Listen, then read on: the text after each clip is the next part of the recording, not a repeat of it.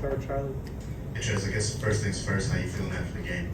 I'm feeling great, just getting treatment, trying to, heal up and get ready for this big game. Nick Kelly. Hey, Trezmen, Tennessee's offense with the wide split, you've seen it before. I mean, how does that make it more difficult to defend against the run when they have those receivers spread out so wide? They spread out the receivers right to go fast for the they don't have to come all the way in. So, we'll practice it. We'll just keep going over it and just stack our days and Rodette. And just Tennessee's one of the better, or really one of the best rushing offenses in the country. Just what have you seen on film from what they're able to do in the running game? They got a great offense. With a fast-paced offense, they'll try to run, get us on our heels, and then they'll try to throw some shots in there. We just got to stay on top of it. We got a great D-line, and hopefully we can contain them, and I know we will contain them. So. We'll left with Austin. Yeah, obviously you played at Georgia last year. You beat that Tennessee team last year that beat Alabama. Have you said anything to your teammates this year about you were able to win that game last year, but they weren't? Not really. You know what we got to do. We treat every opponent the same. Come in with a mental intensity, that mental focus, and we'll be all right. Just stack our days at practice, like I said, and just come out ready to play, and prepare the right way. Matt. Just having prepared for a team earlier in the season in South Florida that does some of the similar concepts to Tennessee, does that help this week at all? Almost definitely. Usually in fall camp we go over some teams, just like that week or that day we'll go over some teams. And USF, they got the same offensive coordinator as Tennessee, so yeah, it was good to get a good look at that. And they got wide receivers too, so yeah, that was a good game to have. Cody. I know Steele sometimes use you, Law, Campbell when it comes to sending pressure, especially later in the games. Can you sense when the offense is maybe on their heels a little bit because they're maybe not sure who's coming? I just keep my feet on the ground. Usually the back is moving around, and the offensive line, if you're a good offensive lineman, you kind of know, and it's just about defeating that person and executing.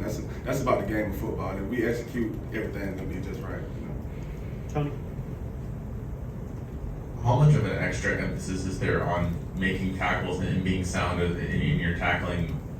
We talked about with how spread out Tennessee is. You're not going to have as much help. You're a lot of one-on-one tackling. Just work on their practice, work on open field tackling every time they any drills, and get better at that, and just pursue as a unit. If we all around the ball and make them cut, you have somebody else there to clean them up and play as a team, and rush as a unit, everything. Charlie. What impresses you about Deontae Lawson, the kind of player he's become? Like, what kind of presence does he have in the middle of the defense? Deontae, it's crazy because he's a leader. He's like a real deal leader, and he's younger than me, and it's just crazy to see. I be telling them boys all the time, they remind me of players at Georgia. I try not to compare them, but I be like, bro, you remind me of Nakobe. I really, I can look up to you, even though you're older than me, I can look up to you because you lead the right way. So, yeah. Katie. I think this is the first time we've talked to you in this setting. Just what has the transition been like for you to Alabama over the last couple of months, and maybe what are some of the things that were like you expected, or maybe some things that surprised you about playing here? I love it. I love Coach Saban. I love him. It's crazy how much I love him. Just being here, I found out this is really a tradition school. Everything here is traditional, and I like that. I love that about this school. Tony. Speaking of traditions, what have you heard about the Alabama-Tennessee rivalry and the cigars, and what is that going to mean to you? I just found out about the cigars yesterday, so I didn't even know that was a thing for real.